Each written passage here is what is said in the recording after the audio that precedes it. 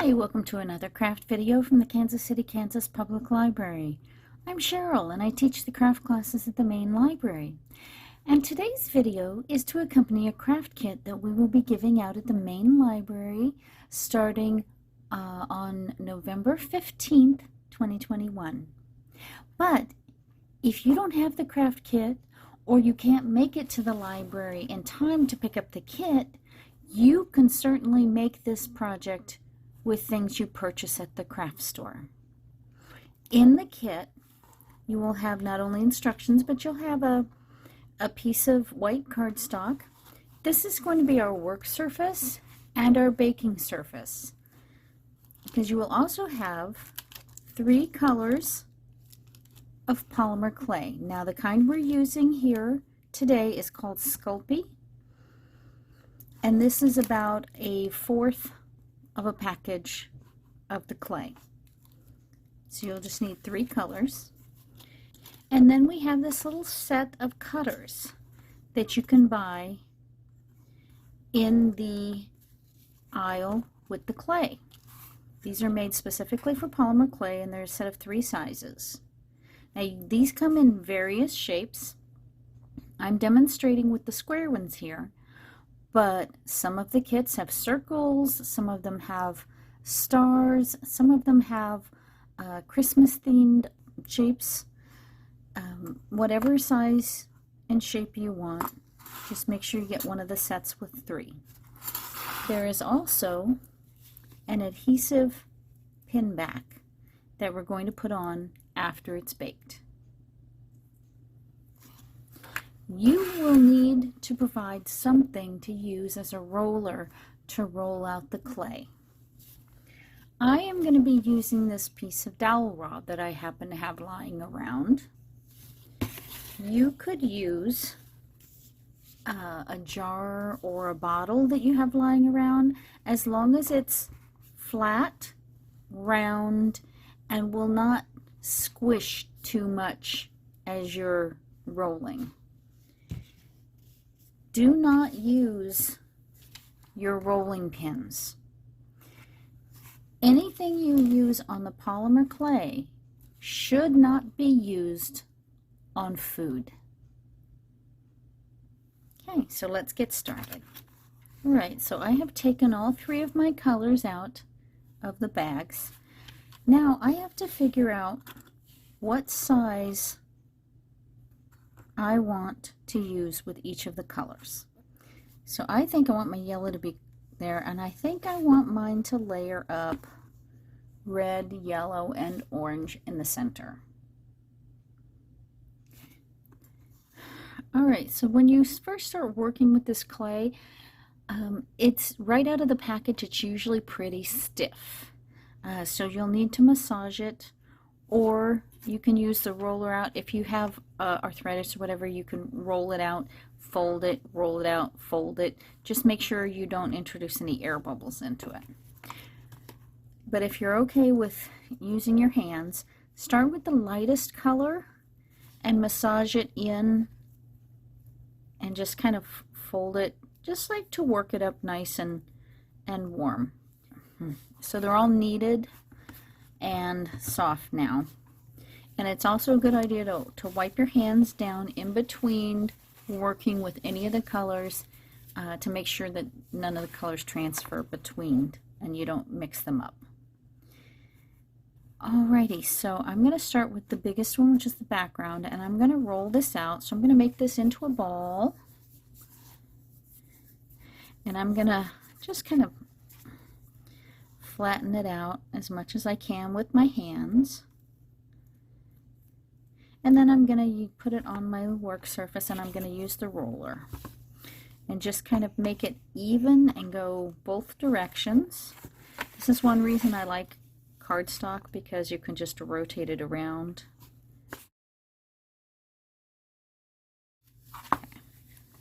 Okay, so now I'm going to pull this up so I don't get it stuck. Make sure it's even. I can feel that this side's a little thicker, so I'm gonna kind of do that.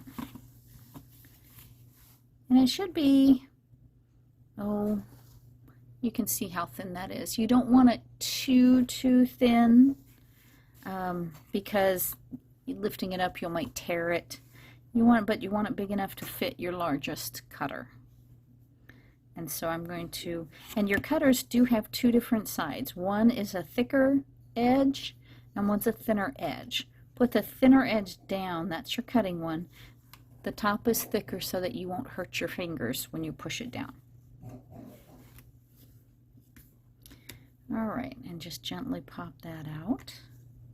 So I'm going to set this aside.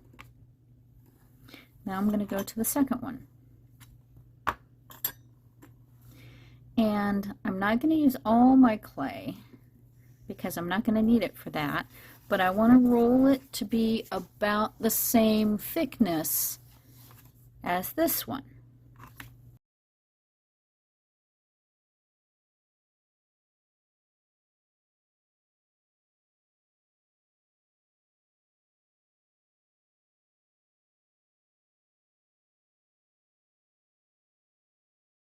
Now I'm going to cut this one.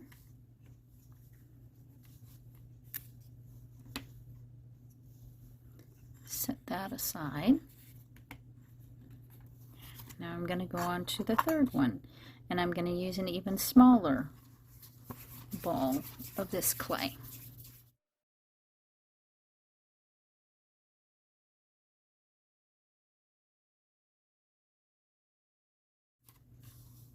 All right, now I want to decide how I'm going to put it down.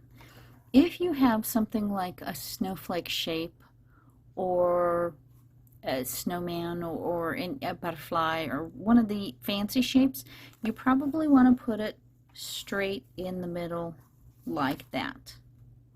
But if you have one of these simple shapes like the circle or the rectangle or the square like this, you also have the option to put them down so that they're lined up in the corner like that.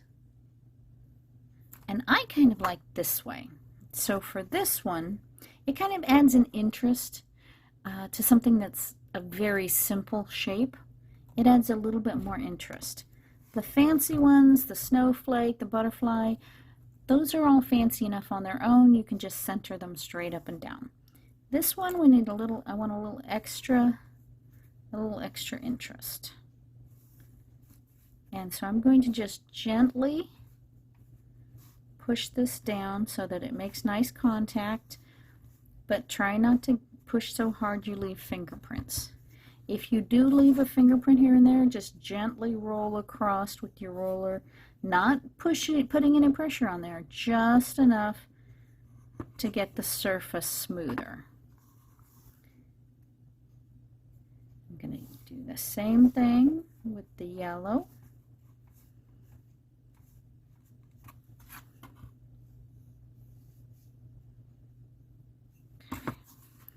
I'm also going to make sure that the edges are all lined up and nice and neat. You want to make it look as perfect as possible before you bake it. All right, now I'm just going to leave this on this cardstock. I'm going to preheat my oven to 275 degrees, and I'm going to put this in here, and it says to bake it for 15 minutes for every 1/4 of an inch. When I put them all together, this is probably a little over 1/4 of an inch total. So I will probably be baking this for about 20, maybe 25 minutes. All right, well, I baked this in the oven for 22 minutes, and I let it cool at room temperature before I handled it. And it seems to be fine. My pin ended up 3/8 of an inch tall because I made each layer 1/8 inch deep. But you can see how three-dimensional this pin actually is. It's very thick on this part. If you want your pin to be a little thinner than this, you'll make the first layer the 1/8 inch and then make each other layer thinner so that you have less of a three-dimensional quality and it won't be as thick in the middle. If you really want it to be three-dimensional, by all means make each layer the same thickness. Alright, so I'm going to go ahead and put the pin back on now. I will put it close to the top, but not all the way to the top edge. I don't want it to possibility of it showing, but closer to the top. And that means that on this simple shape where I went to one side, I need to figure out which one I'm going to have as the top. Am I going to have it this way, or am I going to have it this way? Or maybe I even want to have it this way.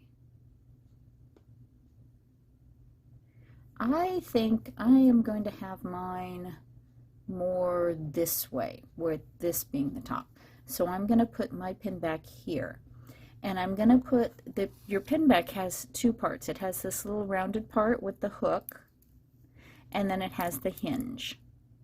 I'm going to put the hinge toward the top.